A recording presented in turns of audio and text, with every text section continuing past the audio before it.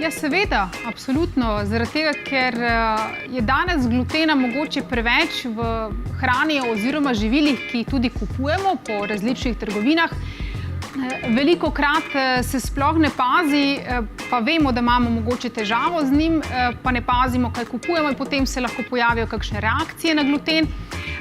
Pa pravzaprav tisti, ki nimajo občutljivosti na gluten, se jim priporoča, da ga uživajo v manjši količini, zaradi tega, ker se gluten ne more do konca predelati na pravilen način. Se pravi, ostanejo take ene peptidne verige, ki se pol vežejo na celice našega črevesja oziroma same sluznice in to povzroča en poseben proces, kjer se aktivira določen encim, zonulin se imenuje, ki razgradi te vezi med celicami, da bi se telo nekako čim prej rešilo tistih peptidnih verig.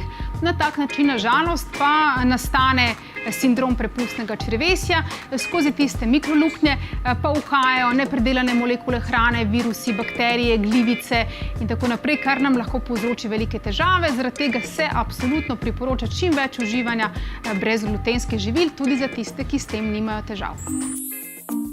Kalček, naravno z okusom.